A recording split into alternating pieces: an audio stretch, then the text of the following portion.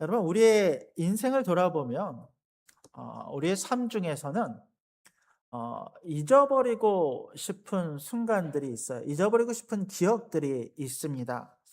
돌아오면 모든 순간들이 다 좋고 마냥 기뻤던 것만은 아니라 내 안에 너무도 그 상처가 크고 아픔이 커서 다시는 기억하고 싶지 않은 그런 순간들이 우리에게도 있다라는 것입니다.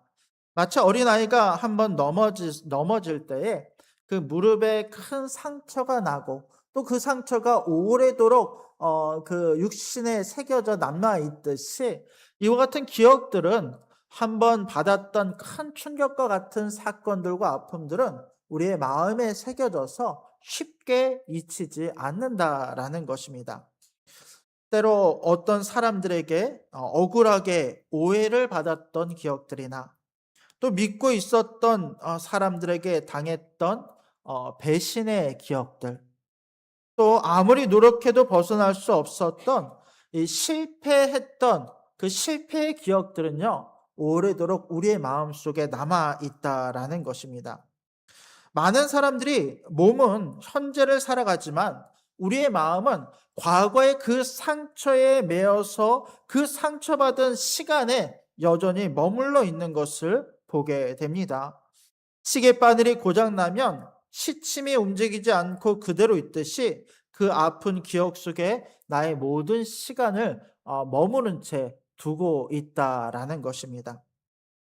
가만히 생각해 보면 오늘 성경의 요셉만큼 이런 과거의 상처가 깊은 사람이 또 있겠습니까? 17살의 나이에 형들의 손에 의해 구덩이에 던져졌고 또 애굽의 종으로 팔려갑니다. 지난 13년간 종살이를 했고 주인을 위해서 성실하고 충성되게 헌신을 하고 일했으나 주인의 아내를 강간하려 했다는 치욕스러운 누명을 쓰고 감옥 생활을 하게 됩니다. 장장 13년의 시간입니다. 인간적으로 보면 요셉은 인간이 경험할 수 있는 가장 최악의 삶을 경험했어요. 지옥의 낭떠러지와 같은 가장 깊은 골짜기에 떨어져서 더 이상 일어날 수 없는 상태를 경험했던 것이 바로 요셉이었다라는 것입니다. 아마 오늘날로 이야기하자면 요셉이 그의 삶을 포기하거나 심각한 우울증에 걸려도 전혀 이상하지 않을 만한 그의 삶의 과거의 모습들이었다라는 것입니다. 그런데 오늘 창세기 41장에서 우리는 이전과는 전혀 다른 요셉의 새로운 모습을 발견하게 됩니다. 요셉은 더 이상 과거의 어둠에 갇혀 있지 않습니다. 그는 하나님이 주신 현재의 영광을 마음껏 누리면서 미래를 향해 모든 것을 준비하여 나아가는 것을 보게 됩니다. 여러분, 오늘 우리가 살펴볼 이 창세기의 말씀을 통해서 우리도 우리 자신을 올가매고 있었던 과거의 모든 사슬들을 끊어내 버리는 은혜가 있기를 원합니다. 하나님이 주시는 현재의 풍성함과 또 소망의 미래를 바라보며 나아가는 우리가 될 수 있기를 주님의 이름으로 축복합니다. 지난주에 우리가 살펴본 대로 요셉은 바로왕 앞에서 바로의 꿈을 해석합니다. 그 꿈에 대한 해석을 들었던 바로는 무엇인가 진짜 머리를 망치로 한 대 맞은 것 같은 큰 충격을 받습니다.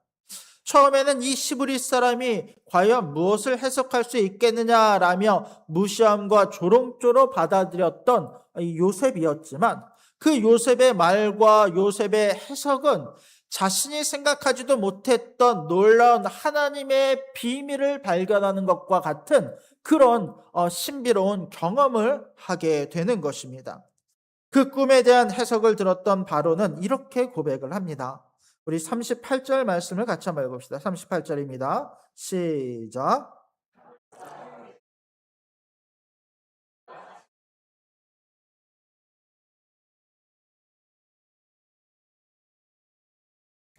요셉은 감옥에서 계속 어떤 복수를 꿈꾸거나 어떤 삶에 대한 처세술을 익힌 게 아니에요. 그저 그는 어디에 있거나 하나님 앞에서라고 하는 코람도의 신앙의 삶을 살았을 뿐입니다. 그런데 지금 하나님께서 이방의 왕인 바로 이 온 세상의 통치자라고 불리는 파라오 앞에서 그의 눈을 여셔서 그의 입술을 여셔서 요셉 안에 있는 하나님의 영을 보게 하셨다라는 것입니다. 우리 38절 말씀 다시 한번 띄워주시겠어요? 자, 뭐라고 이야기합니까? 이와 같이 하나님의 영에 감동된 사람을 우리가 어찌 찾을 수 있으리요 하고, 바로의 눈에 요셉은 하나님의 영에 감동된 사람입니다. 그는 사람들이 할 수 없는 신비로운 일들을 하나님의 은혜 가운데 보고 해석하는 것을 보고 큰 은혜와 감동을 받았다라는 것입니다.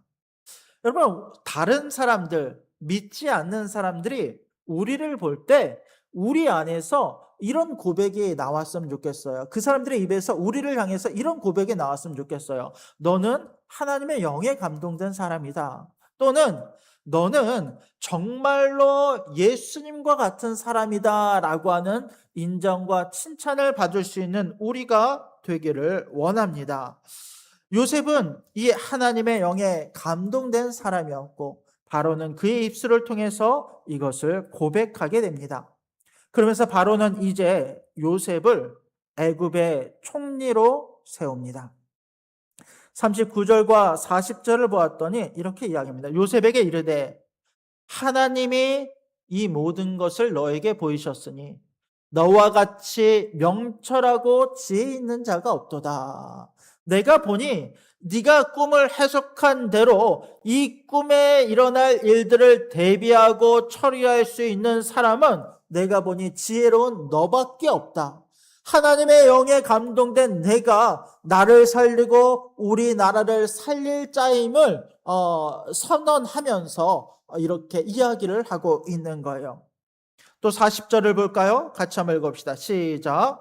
너는 내 집을 다스리라. 내 백성이 다 내 명령에 복종하리니 내가 너보다 높은 것은 내 왕자뿐이니라. 이 바로는 요셉을 총리로 세웁니다. 그리고 그로 하여금 나의 온 집을 다스리라 라고 하는 명령을 내리는 것을 볼 수 있습니다. 그리고 나서 이 바로는 어떻게 합니까? 42절과 우리 43절 말씀을 같이 한번 읽읍시다. 42절과 43절입니다. 시작. 그에게 세마포 옷을 입히고 금사슬을 목에 걸고 자기에게 있는 버금 수레에 그를 태우매 무리가 그의 앞에서 소리 지르기를 엎드리라 하더라. 바로가 그에게 애굽 전국을 총리로 다스리게 하였더라. 자, 먼저 그는 자신의 인장 반지를 빼어 모든 왕의 권세와 결정을 내릴 수 있는 권한을 요셉에게 주는 것을 볼 수 있어. 인장 반지를 빼어 요셉에게 줍니다. 자, 그리고 나서 무엇을 합니까? 무엇을 합니까? 세마포 옷을 입혀요. 근데 이 장면이요, 요셉의 삶의 극적인 변화를 상징하는 장면 중에 하나가 바로 요셉의 옷입니다. 여러분 가만히 생각해 보세요. 요셉이 제일 먼저 그의 삶의 위기와 어려움을 겪었던 그 시기를 돌아보면 무엇이 문제였었냐면 그가 입고 있었던 채색 옷이 문제가 되었어요. 그 채속옷을 보고 다른 형제들이 질투를 하고 시기를 하고 미워하였고 그것이 발단이 되어서 요셉을 애굽 땅에 팔아 넘기지 않았습니까? 그리고 요셉이 쭉 애굽 땅에서 살아오다가 어떤 일이 발생을 하냐면 보디발의 종으로서 열심히 그 집을 섬길 때에 그 보디발의 아내가 자신을 유혹을 합니다. 자신을 붙잡고 나와 같이 잠을 자자, 나와 같이 동침하자라고 하면서 요셉을 유혹할 때 요셉은 그것을 물리치면서 어떻게 합니까? 그의 옷을 다 빼앗아 찢어질 때까지 이 빼앗긴 상태로 도망가지 않았습니까? 그게 요셉의 상태였어요. 충성스럽게 이 주인의 집에서 일을 하였지만 자신이 입고 있었던 종의 옷조차 빼앗기고 찢김을 당할 만큼의 삶을 사는 것이 요셉의 삶의 모습이었다라는 거예요. 그런데 이제 감옥에서의 죄수복까지도 다 벗어버리고 왕이 입히는 세마포 옷, 그 당시에 지을 수 있는, 사람들이 짓는 가장 섬세하고 가장 아름답고 가장 좋은 옷을 요셉에게 입혀주고 있는 거예요. 마치 옛날로 보자면 이제 비단 옷을 입히듯이 가장 좋은 옷을 입히고, 또 제사장의 옷을 만들 때 사용되었던 이 세마포 옷감을 통한 옷을 요셉에게 입힘으로 말미암아 이제 그의 인생이 이전과 다른 새로운 변화, 새로운 어떤 왕의 자녀로서의 어떤 이 신분의 변화를 보여주고 있는 것을 우리가 이 옷을 통해서 발견하게 되더라라는 것입니다. 그리고 나서 또 43절을 보았더니, 자, 왕이 그를 어디에 태웁니까? 버금술에 태웠다라고 나와요. 이 버금이라고 하는 말이 무슨 뜻입니까? 예, 버금은 둘째 가다라는 의미예요. 으뜸이 첫째 가다. 버금은 거기에 못지않은 두 번째 가다. 왕의 수레가 있고 그 왕의 수레 다음에 가는 이제 버금 수레에 요셉을 태워요. 그리고 이 요셉을 태운 수레를 온 나라를 돌아다니게 하면서 사람들로 하여금 거기에 엎드리게 하면서 모든 이 왕의 권세가 요셉에게 주어졌음을 온 땅의 백성들이 다 알게 하였다라고 선언하고 있습니다.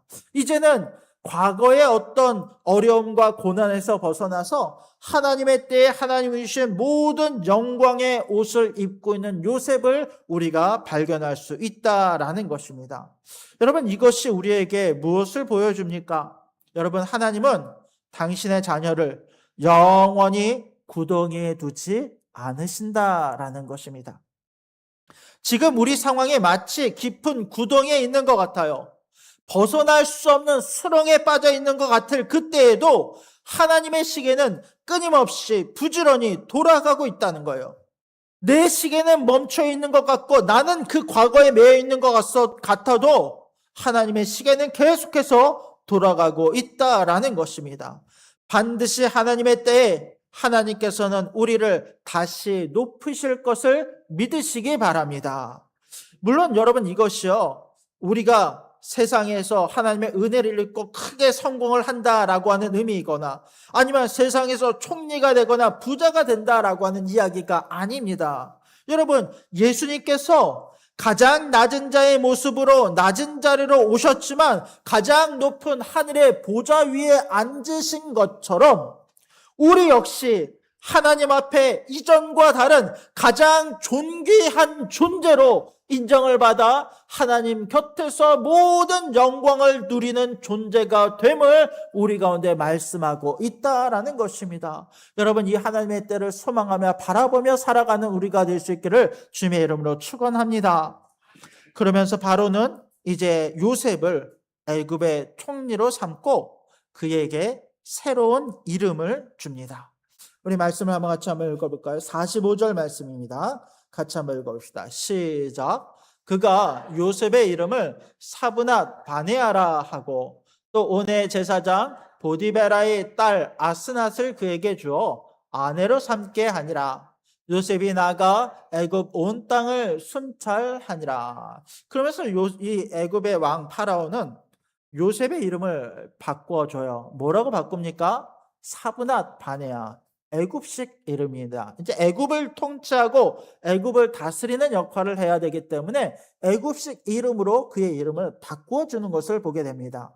그런데 이 사브낫 바네아라고 하는 이름의 뜻은 어떤 의미를 갖고 있냐면 이런 의미를 갖고 있어요. 하나님께서 말씀하셨고 그는 살아계신다. 하나님께서 말씀하시고 그는 살아계신다. 여러분, 바로는요, 진짜 하나님을 잘 믿어서 요셉에게 이런 이름을 준 것이 아니에요. 바로는요, 다만 자기가 생각하는 자기의 신이 요셉을 통해서 말씀하셨다라고 생각하고, 자기는 어떤 의미인지도 모른 채 요셉에게 이런 이름을 자기 마음대로 붙이고 있는 거예요. 그러나 바로의 어떠함과 상관없이 그의 이름이 이렇게 불려진다라고 하는 것은 하나님께서 실제로 요셉의 삶에 역사하시고 그를 높이 세우셨으며, 하나님께서 살아계셔서 지금도 요셉에게 역사하고 계심을 바로의 어떤 이와 같은 이름을 통해서 우리 가운데 요셉의 영광과 요셉의 이름의 의미를 우리 가운데 보여주고 있다라는 것입니다. 그러면서 요셉은 이제 그 땅의 온의 제사장이었던 보디세라의 딸 아스낙과 결혼을 하게 됩니다. 결혼을 한 이후에 요셉은 2명의 아들을 낳습니다. 첫째 아들의 이름은 무엇인지 아십니까? 므낫세예요. 여러분, 근데 이 아들들의 이름이 오늘 이 말씀에 있어서 굉장히 중요한 의미를 가져요.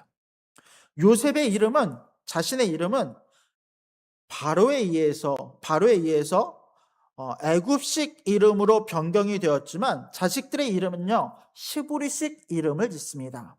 그러면서 첫째 아들의 이름은 므낫세라고 하는 이름을 짓는데, 이 이름에는 이런 의미가 있어요. 우리 51절 말씀을 같이 한번 읽어볼까요? 51절입니다. 시작. 요셉이 그의 장남의 이름을 므낫세라 하였으니 하나님이 내게 내 모든 고난과 내 아버지의 온 집의 일을 잊어버리게 하셨다 하며. 자, 므낫세라고 하는 이름의 뜻은 하나님이 내 모든 고난을 잊어버리게 하셨다라고 하는 의미예요. 그것뿐만 아니라 내 아버지의 온 집 일을 잊어버리게 하셨다라는 거예요. 근데 이 의미를요, 다르게 생각하면 어떤 의미냐면, 그 전까지 요셉의 마음 속에는 여전히 고난의 이 공간이 있었다는 거예요. 과거에 그를 얽매고 아프게 했던 그 시간들이 여전히 그에게 상처로 오래도록 남아 있었다라는 거예요. 우리는 요셉의 삶을 보면서 이렇게 생각할 수도 있어요. 그러니까 겉으로 그냥 쉽게 보기에는 요셉은 참 긍정적인 사람이구나, 어떤 상황에서도 하나님이 함께 하시니 큰 걱정 없이 고민 없이 살고 있구나라고 생각할 수 있어요. 최근에 제가 이런 이야기를 들었어요. 목사님은 참 좋은 환경에서 잘 자라신 것 같아요. 물론 이제 힘든 일도 있었겠지만 목사님 항상 웃으시고 밝으셔서 좋은 삶을 좋게만 살아오신 것 같아요 라고 하는 이제 좋은 의미로 이렇게 이야기를 하셨는데, 그 우리 중에 누구도 마찬가지입니다만, 어떤 사람의 인생이 마냥 좋기만 한 인생이 어디 있겠습니까? 저도 중고등학교 때는 너무 힘든 시간들을 보내서 죽고 싶은 마음이 들어서 막 죽으려고 했던 적도 있었고, 또 가정에서 여러 어려움의 시간들이나 말로 다 하지 못할 어려운 이 과거의 기억들의 시간들이 저에게도 있었던 것처럼, 우리 사랑하는 성도님들의 과거의 어떤 시간들을 돌아보면 멈춰져 있는 시간들이 우리 가운데 분명히 있었다라는 거예요. 그래서 그 시간들이요, 하나님을 믿고 나서 많이 해결되고 많이 좋아지긴 했지만, 가만히 돌아보면 여전히 그 아픔의 그 나를 바늘로 콕콕 찌르는 것 같은 그 아픔의 기억들이 내 안에 남아있는 것을 발견하게 된다라는 거예요. 그런데 오늘 성경에서 요셉은 이 첫째의 이름을 므낫세, 고난을 잊어버리다라고 하는 이름의 의미로 지었다는 것은 이제 더 이상 과거에 매이지 않겠다는 거예요. 더 이상 과거가 내 현재를 지배하지 못하게 하겠다는 거예요. 과거의 상처가 더 이상 나를 아프게 하지 못하게 하겠다라고 하는 선언이다라는 것입니다. 여러분, 어떻게 이것이 가능한지 아십니까? 이 일의 주어가 중요해요. 자, 한번 봅시다. 오늘 말씀을 보면, 자, 요셉이 잊었다라고 이야기하지 않아요. 다시 한번 말씀을 한번 띄워주시겠어요? 자, 누가 고난을 잊어버리게 하셨다? 하나님이 잊어버리게 하셨다는 거예요. 주어가 내가 아니에요. 내가 정말 애를 써서 과거의 기억들을 잊어버려야지 라고 한다고 해서 잊혀지는 것이 아니에요. 과거의 기억을 잊어버리는 것은 하나님께서 나에게 은혜를 베푸사 그것을 잊어버리게 하시는 거예요. 그것을 어떻게 잊어버릴 수 있냐면 오늘 내게 주시는 풍성한 은혜로 말미암아 그것을 잊어버리는 거예요. 그 은혜가 지금 오늘 주시는 그 풍성한 은혜가 얼마나 큰지 과거의 아픈 기억들을 덮고도 넘침이 있는 것이 오늘 우리 가운데 주어진 하나님의 은혜임을 믿으시기 바랍니다. 여러분, 어떤 과거에 매여 있으면 우리는 앞으로 나아갈 수 없어요. 그때 그 사람이 나한테 왜 이렇게 했지? 그때 내가 이런 실수와 결정을 하지 않았더라면 하는 이런 생각들이 우리의 발목을 잡고 있다고 한다면 오늘 성경 말씀하시는 대로 이 므낫세의 은혜를 구할 수 있는 우리가 될 수 있기를 원합니다. 과거는 바꿀 수 없지만 미래는 바꿀 수 있어요. 오늘 우리 가운데 주시는 그 은혜로 과거의 상처를 주고 미래로 나아가는 우리가 될 수 있기를 원합니다. 그러면서 요셉은 이제 둘째 아이를 낳고 둘째 이름을 짓습니다. 자, 52절의 말씀을 같이 한번 읽어볼까요? 52절입니다. 시작.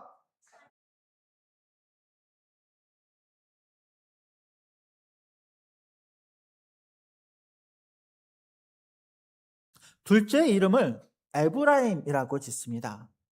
근데 이 에브라임의 뜻을 보았던 이렇게 이야기해요. 하나님이 나를 내가 수고한 땅에서 번성하게 하셨다 함이더라. 여기서는 이제 수고한 땅이다라고 표현을 하였지만 이 단어를 직역하면 어떤 의미냐면 나를 고통의 땅에서라는 의미예요. 고통의 땅에서 머무는 것이 아니라 번성의 땅으로 만들어 주셨다라는 거예요. 여러분, 요셉에게 있어서 애굽은 여전히 타향이에요. 여전히 우상이 가득한 곳이고 자신을 괴롭혔던 기억이 있는 것이 바로 이 애굽입니다. 그 직전까지만 하더라도 이 바로의 감옥에 갇혀 있었던 것이 요셉이었고 믿었던 사람들에게 배신을 당했던 것도 이 애굽이었어요. 그런데 이런 장소는요, 그냥 저절로 변하지 않아요. 비록 이것이 수고와 고통의 땅이었다라고 할지라도 하나님께서 지금 나와 함께 하시기 때문에 이것이 더 이상 고통의 땅이 아니라 무슨 땅이라고 이야기합니까? 번성의 땅임을 선포하는 거예요. 여러분, 우리가 하나님의 풍성함을 누리는 것은 먼 미래의 일이 아니에요. 바로 지금 여기에 하나님의 풍성함이 있음을 믿으시기 바랍니다. 어떤 사람들이 이렇게 이야기합니다. 목사님, 이 문제만 해결되면 기뻐하겠습니다. 내가 빚을 다 갚으면 그때 하나님의 은혜인 줄 알겠습니다. 내가 잘 되고 자식들이 좋은 곳에 취직하고 결혼을 잘하면 그때 내가 행복함을 누리겠습니다 라고 이야기를 해요.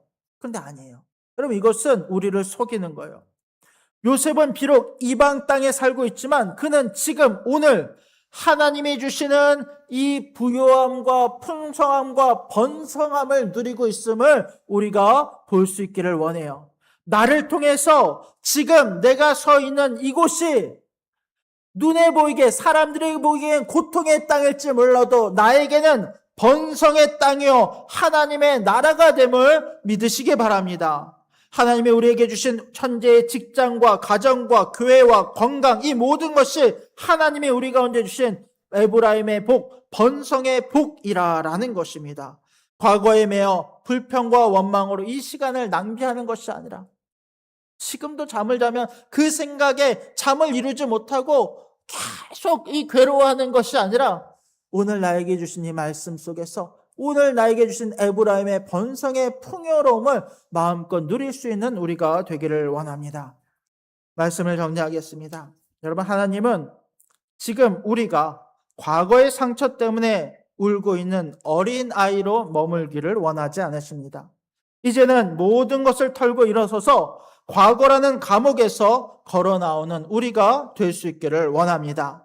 하나님의 거룩한 도구가 되어 이 땅을 번성하게 하며 주님께서 맡겨주신 소명의 일을 잘 감당하며 살아가는 저와 여러분들이 될 수 있기를 주님의 이름으로 간절히 부탁드립니다. 아멘. 기도하겠습니다. 하나님 감사합니다. 요셉의 인생을 통하여 오늘도 우리를 보게 하시고 우리 안에 있는 억울함과 아팠던 기억들이 더 이상 우리를 괴롭히지 못함을 깨닫게 하심을 주님 너무도 감사드립니다. 우리의 지난 날들이 하나님의 섭리 안에 있었음을 이제는 고백할 수 있게 하시고 우리가 누리시는 말씀에 힘입어 앞으로 나아가 하나님이 맡겨주신 놀라운 일들을 경험하며 나아갈 수 있는 우리가 되게 하여 주시옵소서. 이제는 더 이상 찢겨진 옷, 버려진 옷, 감옥에서의 죄수복이 아니라 하나님이 주신 세마포 옷을 입고 이 땅에서의 모든 영광을 누리며 내가 하나님 앞에 어떤 존재인지 기억하며 살아가는 우리가 되게 하여 주시옵소서. 우리의 모든 심령을 붙잡아 주심으로 한 주간의 삶도 주 안에 승리하는 우리가 되게 하여 주시옵소서. 모든 것을 감사드리며 오직 살아야만 하신 예수님의 이름으로 간절히 기도드립니다. 아멘.